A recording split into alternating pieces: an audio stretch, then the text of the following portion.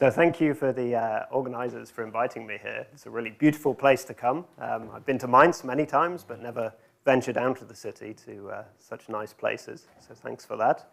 So indeed, I'm going to talk about this very long title, or in short, I'm going to be talking about incoherent magnons. And given all the wine that we had in Hyro's cellar last night, this might be a very incoherent talk as well. So there's a nice symmetry there between what's going to happen. I'd like to acknowledge my collaborators for this work, because actually I'm going to be showing you a lot of experimental results. I'm a theorist, but this has been very much guided by some experiments by Chiara Ciccarelli's group in Cambridge and her excellent postdocs and PhD students, and samples from Pisarev, and then work from Davide Bossini as well. So I want to go back to this kind of early work that I did with Tom and Tobias, where we kind of titled this something to do with the very fast timescale formation dynamics of the spin-Seebeck effect.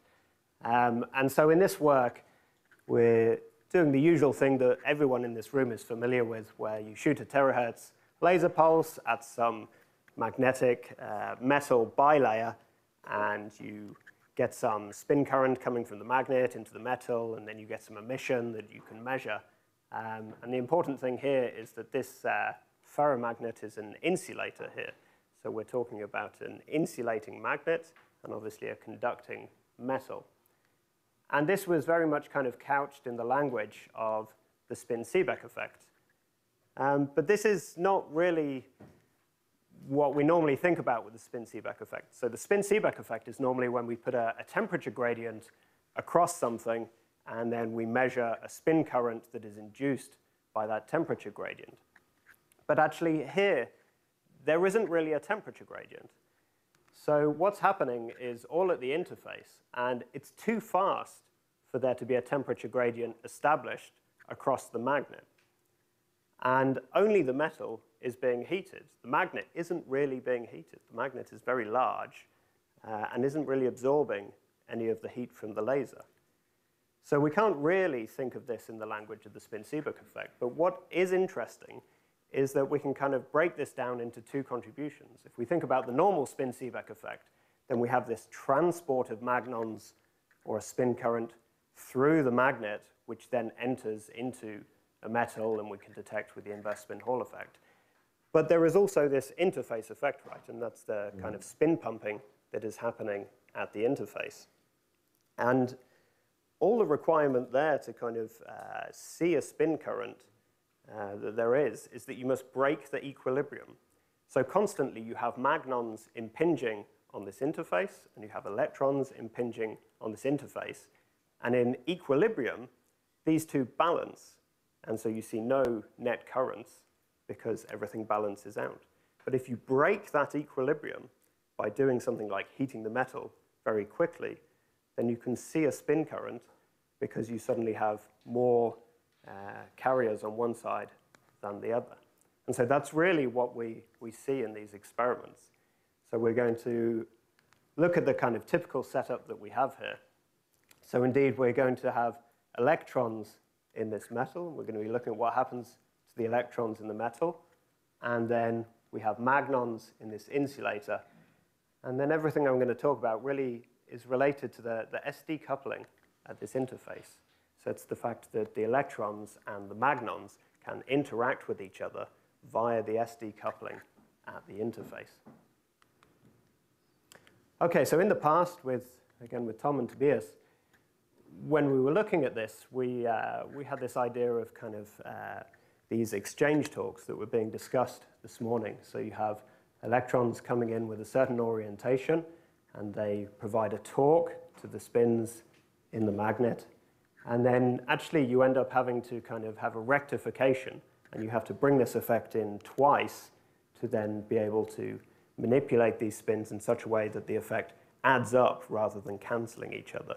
And you go through and you do the maths, and indeed it works out. And the torques from both spin up and spin down add up, and you can demagnetize the ferromagnet slightly. Okay? And that's indeed what we saw in this experiment with yttrium iron garnet and platinum. We saw that we could demagnetize it very slightly, by using these interface spin currents. But there's another effect which has kind of not really been studied properly in the past, and that's of kind of the incoherent magnon scattering at the interface. So notice here, everything relies on a certain geometry where the electron spins are perpendicular to the spins in the magnet. But instead, we can look at the electron system and the magnon system. And here, of course, we have a thermal distribution of magnons, and we have a thermal distribution of electrons. And then at the interface, we have spin-flip scattering, which causes a spin current across this interface. So an electron comes in, flips its spin, and creates a magnon. An electron comes in, flips its spin, and annihilates a magnon. So we have a spin current going in either direction, and these are the spin currents that are balancing each other in equilibrium. And this can be formulated in a very general level, and I'd point you to the work by Scott Bender and Yaroslav Sokovniak, who really kind of studied this in great detail and described all that is possible in such situations. Now, if we heat up our metal with a terahertz laser, and we have some magnetic insulator here which doesn't absorb any heat from the laser, then what we do is we break this equilibrium. So we end up with more of one type of, or we get a lot of hot electrons bouncing off the interface, and we will end up with a very large thermal distribution of electrons and a lower temperature distribution of magnons. So this is not a temperature gradient. It's almost like a step function in temperature across the interface between the two carriers. And so that results in us then having a large spin current in one direction and a much smaller spin current in the other direction. And so we end up with a net spin current.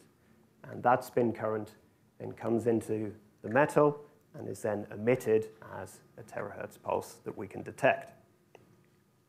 So this is, reasonably straightforward. And then Chiara wanted to measure this in antiferromagnets.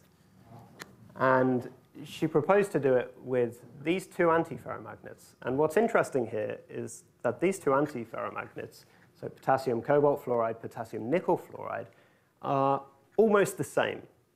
They have the same crystal structure, the same magnetic structure, really, really, really similar. The difference is that they have very, very different magnetic anisotropy. Okay? So what does that mean in terms of what we're likely to see? So if we have a look at the magnon dispersion for them, it means that the gap in our dispersion is very different. So we talk about the terahertz gap, and I think it was Tom referenced the fact that there is a terahertz gap as we normally think, but then in magnetism we have a terahertz gap, which in antiferromagnets is this big bit here.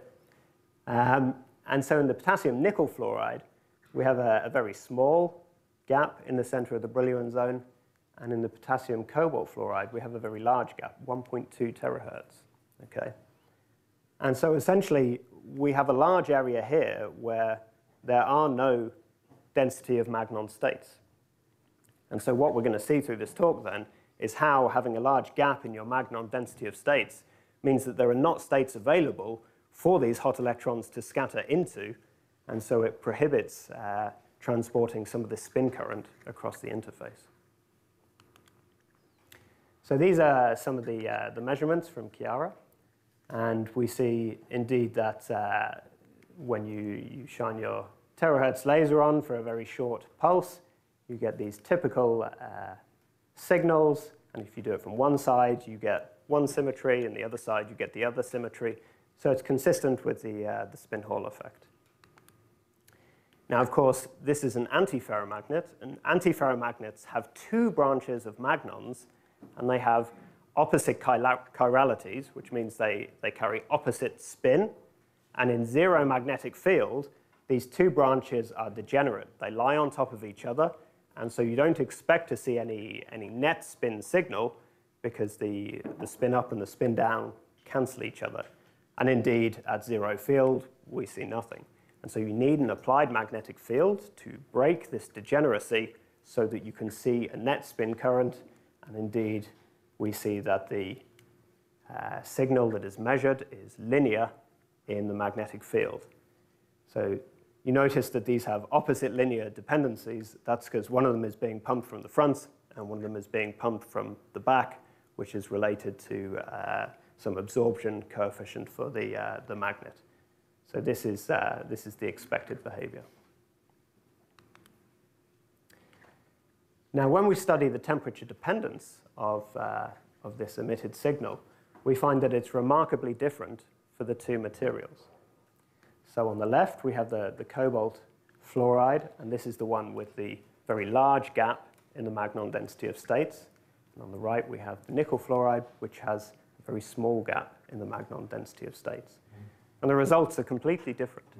So I've marked the nail temperature on here for the different materials. And we see that the potassium nickel fluoride, we just get a constant decrease in the, effectively this is a proxy for the amount of spin current which is entering the platinum as a function of temperature all the way up to the nail temperature. Whereas in the potassium cobalt fluoride, we see that, so I would say that this increases as a function of temperature, but experimentalists seem to look at things the other way around, and Chiara would say that it's suppressed as you go down in temperature. Okay, so it sometimes takes a little while to agree what we're talking about. And then above the nail temperature, it decreases. So this is quite unexpected and quite different from what we've seen in any other materials where we do this sort of work. And then if we compare this to other materials where we have done this sort of work, so this is an example in YIG platinum, so a similar sort of sample to what we did with Tobias. And we see that it's basically the same as the potassium nickel fluoride. And of course, in the grand scheme of things, you know, YIG has a really, really, really small gap in the magnon spectrum. The anisotropy is very, very low. And so these are relatively comparable. And we see a very similar temperature dependence, even to the point whereby actually if you normalize the maximum amplitude of the signal and the Curie temperature and the nail temperature, there's some sort of power law here which is consistent between both of them. Maybe there's something in that, maybe there's not. We haven't really investigated further, but it's quite striking that even though one is an antiferromagnet and one is a ferromagnet, we see the same sort of power law dependence of the decay. So in this previous work, we put this down to a temperature dependence of the spin mixing conductance. So what that really means is temperature dependence of kind of the matrix elements for the electron-magnon scattering. And of course, we see something very different here. You'll also notice the behavior with the fluence. So this is the laser fluence, and at very low fluences, you get a much larger suppression. And as we increase the laser fluence, the suppression reduces. So indeed, this is the picture then of what we imagine is going on.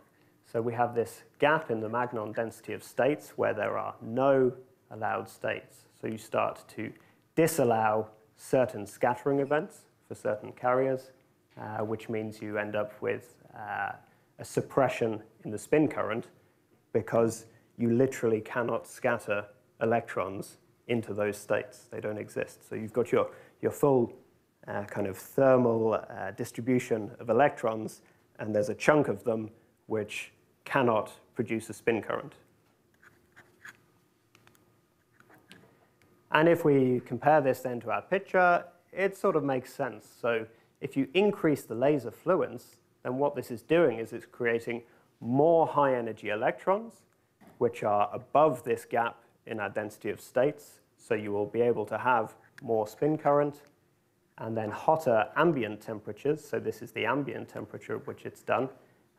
Again, your thermal distribution of magnons will be getting higher and higher. So you'll have more thermal magnons that are above this gap anyway, so you'll have more spin current. So we can look at this and we can say, yes, this sort of looks like it makes sense. But you know, this was not so satisfactory, and so we decided to go a little bit further and try and do some theory for this. And actually, we can go back to another one of Yaroslav's papers, where in this he's considering an SD coupling model of a bulk metal, whereby he's looking at kind of a model for demagnetization of metallic ferromagnets and looking at the magnon electron scattering through the SD coupling.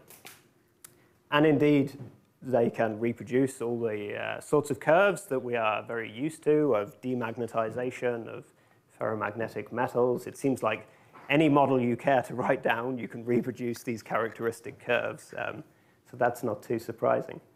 And essentially, at the end of the paper, they say, of course, you could do this for a metallic ferromagnet metal interface.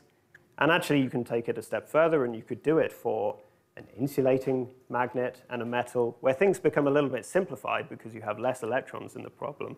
You only have magnons on one side, and you only have electrons on the other side. It becomes a bit simpler.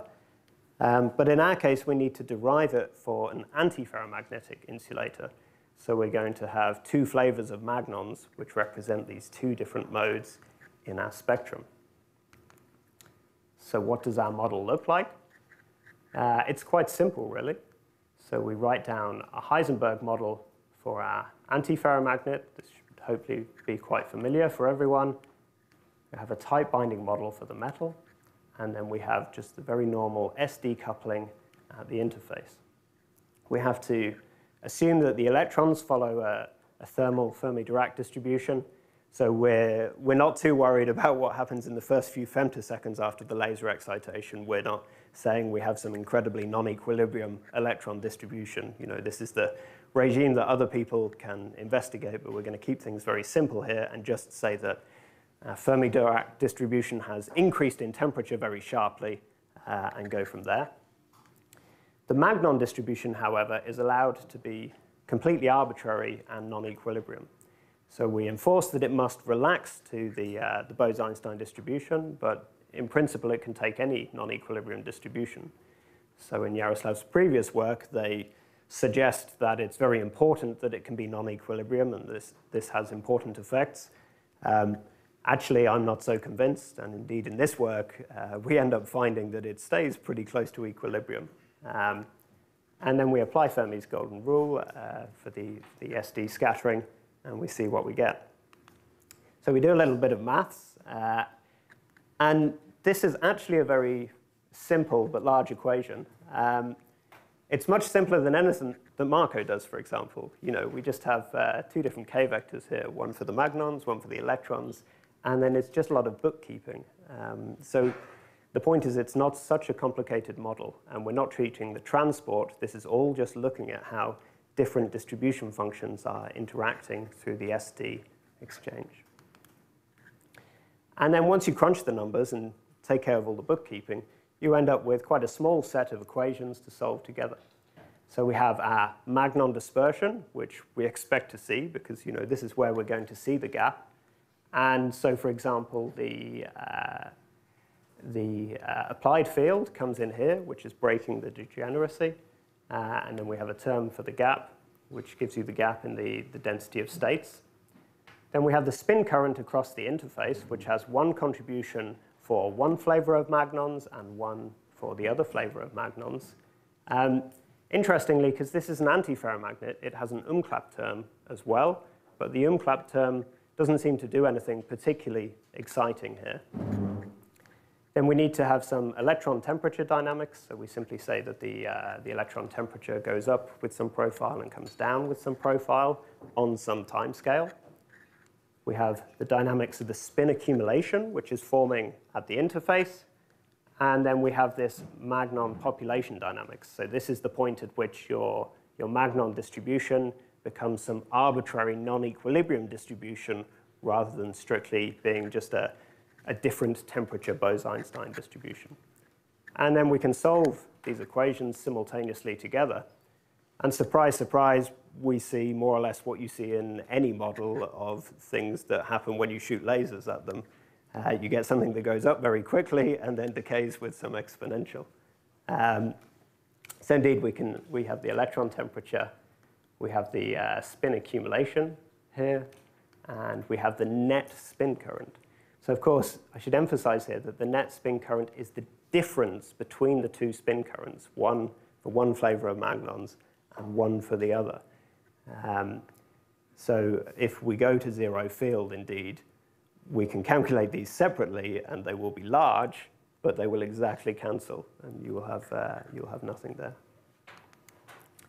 And then we can put in some numbers for the materials, and we find a really nice agreement between the experiment and the theory. So we see this kind of quenching of the spin current as we go down in temperature related to the gap in the density of states, and we see that this temperature here is the peak electron temperature, so it's a proxy for the fluence of the laser, and indeed, as we increase the temperature, the peak temperature or the fluence of the laser, we see an increase as we are filling up higher and higher and higher in the energy spectrum. So indeed, our picture sort of makes sense, and what's quite, a little bit different here is that in the experiments, they seem to think that their electron temperature only rises by about 30 Kelvin here, whereas here in the model, we need quite large peak electron temperatures. But it's a question as to whether they can really measure that kind of peak that you get to, or whether you're measuring some kind of time average of it, because you only hit that peak for a very short period of time.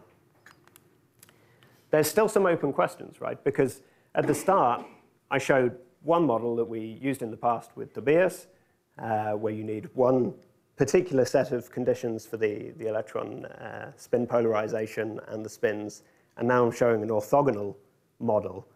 And we haven't yet written down a model which includes both contributions to kind of see which one would be larger, which one would be smaller, in which orientations. And of course, in antiferromagnets, this could be quite important because it's very hard to have a single domain antiferromagnet. So you may well have different contributions from different parts of the antiferromagnet where the orientation of the antiferromagnetic domain and the spins within it is different compared to the field that you're applying. So we'd quite like in the future to be able to incorporate this and describe all the effects that are going in. And then there's still this, so this is the universal behavior that I described earlier. And the power law here is also the same as the power law that is sometimes seen in the spin-Seebeck effect as you approach the Curie temperature. I'm not going to read much into that. Chiara, observed this, but there could be something here in this power law. So to conclude this part, there's going to be a bonus couple of slides in a second. Terahertz spin currents can be generated across these antiferromagnetic metal bilayers. And really, they're probing this kind of spin-charge conversion, I think, through this incoherent magnon mechanism, where the theory is quite well established through this SD scattering model. And it looks like it can probe these gaps in the magnon density of states. It looks like those gaps have to be quite large, right? Because the difference between yttrium-ion garnet, where the gap is 30 gigahertz or something, and one of the antiferromagnets, where it's 0.1 terahertz, they look about the same. And you had to go beyond 1 terahertz to see the difference. But it's still interesting that we can actually see this in the measurements. And then in the last couple of minutes, I want to flash up some new work that doesn't even appear on the archive yet, but I'd like to stimulate some discussion with colleagues here who might have things to say, on iron rhodium, my favorite material. So iron rhodium is a metamagnet. 1 minute, great. Iron rhodium is a metamagnet where at low temperature it's an antiferromagnet, and then above room temperature it's a ferromagnet. So you can kind of probe both regimes, which is quite interesting. At some points you can see what it does as an antiferromagnet, and others you can see what happens as a ferromagnet. So doing a similar sort of setup, and other people have done similar things in the past, you see a large signal or spin pumping in the ferromagnet and nothing in the antiferromagnet, or a very suppressed signal.